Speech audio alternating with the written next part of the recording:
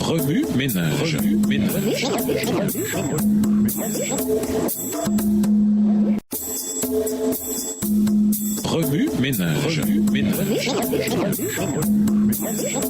Bienvenue dans votre émission Remue-ménage. Nous voilà à la leçon 8. Jésus, le médiateur de la nouvelle alliance. Lisons Hébreux 8 et versets 7 à 13. Hébreux 8, les versets 7 à 13. En effet, si la première alliance avait été sans défaut, il n'aurait pas été question de la remplacer par une seconde. Car c'est pour l'expression d'un blâme que le Seigneur dit à Israël : « Voici les jours viennent, dit le Seigneur, où je ferai avec la maison d'Israël et la maison de Juda une alliance nouvelle.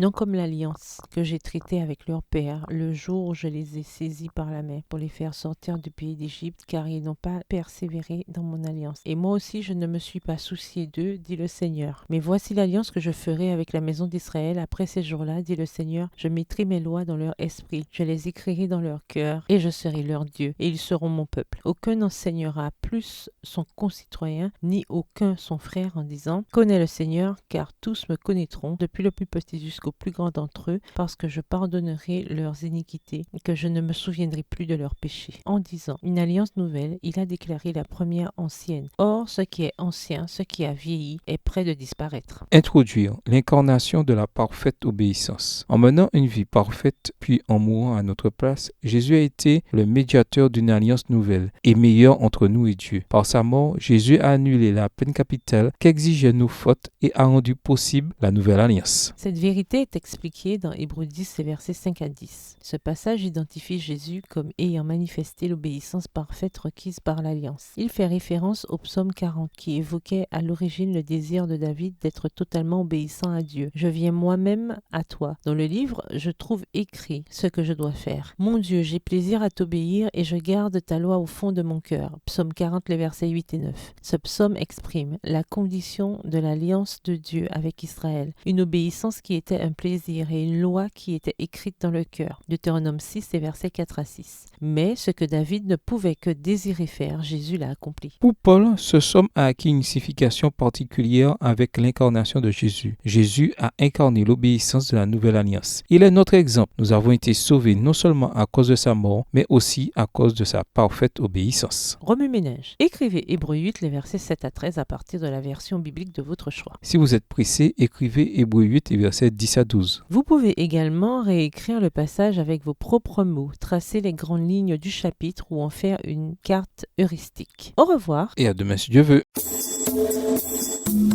Remue ménage. Remue ménage.